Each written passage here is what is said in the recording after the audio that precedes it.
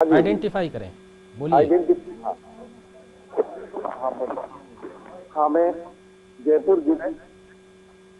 बताइए। हाँ जी, हाँ जी। हाँ, मैं जयपुर जिले से है, आमिर पंचायत समिति। हाँ, मैं रघुवीर नायर बोल रहा हूँ, प्रिंसिपल अनोखा पंचायत समिति आमिर, जयपुर जिला। हाँ बताइए बताइए। हाँ जी, बताइए। मेरा सुझाव इतना था कि जो सार्वजनिक छात्रावास जी, है, आपकी आवाज कम आ रही है। आप टीवी को थोड़ा आवाज कम कर लीजिए। मेरा हाँ जी से जुड़े बताइए। हुए जो सीनियर स्कूल हैं, जी उनमें व्याख्याता के पद प्राथमिकता से भरे जाए।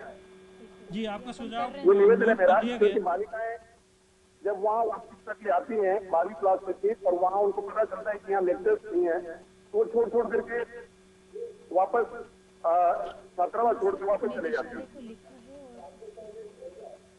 आपका सुझाव बहुत अच्छा है और इसके संबंध में जल्दी कार्रवाई की जाएगी। और बालिका छात्रावासों के बारे में और कॉलर है? कॉलर 2.5 लाख रुपए की व्यवस्था। हाँ, दूसरा कॉलर आइडेंटिफाई करें। कॉलर आइडेंटिफाई करें। हाँ बोलिए,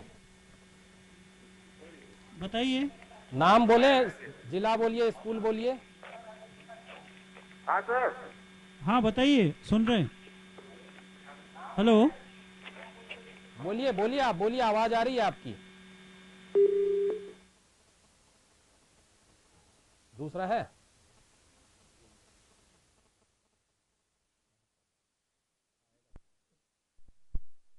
देखिए, बालिका छात्रावासों में इन रहने वाली छात्राओं को गुणवत्तापूर्ण लाइफ स्टाइल देने के लिए यहाँ से राजस्थान सरकार से हर छात्रावास के लिए 2.5 लाख रुपए इसी वित्तीय वर्ष में 31 मार्च से पहले उपयोग करने के लिए आपको जारी किए गए हैं। डीपीसीज और एडीपीसी और पीओ साहिबान भी इसको सुन लें।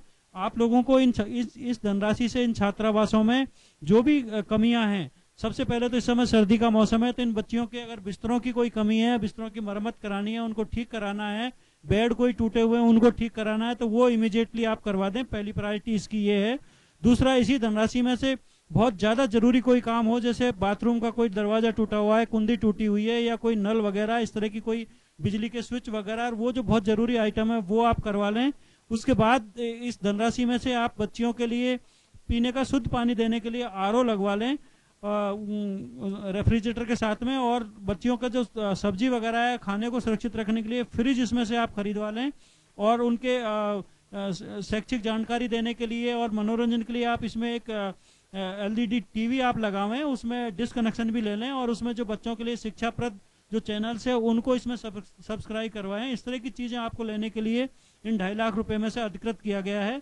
तो इसको प्लीज हमारे पीओ साहबान और एडीपीसी डीओ साहबान खुद विजिट करें इनका, इनमें जो भी कमियां हैं वो 31 मार्च से पहले इस धनराशि को यूज कर लें, जिससे अगले वित्तीय वर्ष में और कोई कमी हो तो हम जारी कर सकते हैं। और ये मान के चलिए कि ये जो शाला प्रधान है जिनके अधीन ये छात्रावास चल रहे हैं, वो उनकी बहुत बड़ी जिम्मेदारी है। एक तरह से इतनी सारी छात्राओं को वे अभिभावक बन गए हैं, तो उनको देखना है कि उनकी सुरक्षा की, उनके खान पान की, उनके फैसिलिटीज की पूरी जिम्मेदारी आपको रखनी है।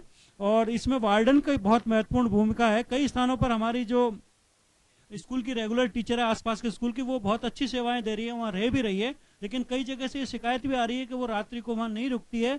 तो प्लीज उनको इमीडिएटली आप उनकी जगह पर, हमने आपको संविदा के आधार पर कॉन्ट्रैक्ट पर भी वार्डन रखने के लिए अधिकृत किया हुआ है। तुरंत उसी गांव की कोई काबिल जो लड़की है उसको आप रख लीजिए, और उसमें वो 24 घंटे बच्चियों के साथ रहेगी और उनका मार्गदर्शन करेगी। इस तरह की आप व्यवस्था सुनिश्चित करें। कहीं हो सकता है कॉन्ट्रैक्ट की जो आपने रखी हुई है वार्डन वो अच्छा काम नहीं करे, तो उसकी जगह आप दूसरी रख दें इमीडिएटली, या कोई टीचर वॉलंटियरली उपलब्ध है आसपास के स्कूल की, तो उसको भी आप 5,000 रुपए का जो मानदेय मानसिक दे के अतिरिक्त और उसको रख सकते हैं। लेकिन ये सारी चीजें आपको अपने लेवल पर मौके की स्थिति के अनुसार डिसाइड करके और छात्राओं को अच्छी सुविधा देनी है। और हमारा उद्देश्य ये होना चाहिए कि ये बिल्कुल आदर्श छात्रावास की तरह चले। इसमें जो भी कमियां थी वो यहाँ से दूर की गई है। खाने की व्यवस्था के लिए भी पर्याप्त धनराशि दे दी गई है, उसको भी आप पूरी तरह से इनके लिए यूज करें। 2.5 लाख रुपए जो हमने दिए हैं वन टाइम, उसको भी सुविधाएं बढ़ाने के लिए यूज करें। और कोई कमी हो तो ये उसी स्कूल का इंटीग्रल पार्ट है, उसी का एकदम उससे जुड़ा हुआ है। उसकी प्रशासनिक जिम्मेदारी सारी उन प्रधानाध्यापक महोदय की है, जिसके अधीन ये छात्रावास चल रहे हैं। इसलिए जो भी भामाशाह को मोटिवेट करके या किसी दानदाता को मोटिवेट करके या छात्र विकास को, स्कूल विकास कोष से, छात्र कोष से, जहां भी धनराशि उपलब्ध है, इन जैसे अपन स्कूल में कोई व्यवस्थाओं के लिए खर्च करते हैं, इन छात्रावासों के लिए भी आप खर्च कर सकते हैं। और इसको एक आदर्श छात्रावास बनाए, जिससे वहां जाते ही लगे कि बालिकाओं को जो पिछड़े हुए और गरीब तबके के घरों से आ रही है, उन बालिकाओं के लिए हम गुणवत्तापूर्ण शिक्षा दे पा रहे हैं। इस तरह की आप प्लीज व्यवस्था सुनिश्चित करें। ये जो रेमेडियल क्लासेस लगाई जा रही है, उनके बारे में गोविंद सिंह जी आपको और जानकारी देंगे। इस संदर्भ में मेरा व्यक्ति सह निवेदन है, सभी एडीपीसीज, पीओ साहबान व्यक्ति सह निरीक्षण करें, अवलोकन करें। यदि अवलोकन नहीं करेंगे तो एक औपचारिकता हो जाएगी। नोडल प्रभारी जो भी प्रधानाचार्य हैं, वो भी अपने इर्द गिर्द जो कैंप चल रहे हैं उनका स्वयं अवलोकन सुनिश्चित करें और हमें रिपोर्ट से अवगत कराएं। कॉलर आइडेंटिफाई करें। कॉलर अपना नाम बताएं और जिला और स्कूल बताएं। हेलो। हाँ, नाम, जिला और स्कूल बताएं। हाँ बताइए राजधानी बताइए। अरोड़ा, पलसाना, जिला सीकर। हाँ बताइए। हाँ सर, हमारे विद्यालय में और पद कब सैंक्शन होंगे? देखिए, पद जो भी रिक्त है उसके लिए राज्य सरकार के स्तर पर तेजी से कार्रवाई की जा रही है और शीघ्र वो सारे राजस्थान में जहां भी समस्या है हम शीघ्र दूर करेंगे। कॉलर आइडेंटिफाई करें प्लीज। जी सर, मैं श्यामलाल पुरोहित बोल रहा हूँ, राजकीय माध्यमिक विद्यालय घरती सर, चूरू से। चूरू से, हाँ बोलिए। बताइए। जी सर, मैं 3rd ईयर टीचर हूँ और पिछले 2 साल से सेकेंडरी स्कूल के संस्था प्रधान का कार्यभार संभाल रहा हूँ। हेलो।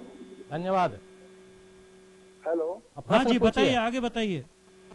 जी सर, मैं 3rd ईयर टीचर हूँ और पिछले 2 साल से सेकेंडरी एचएम का कार्यभार संभाल रहा हूँ। देखिए, राजस्थान में अध्यापक होता है, ये 3rd और 2nd ग्रेड का तो मेरे को नहीं लगता ऑफिशियली कोई नाम होता है।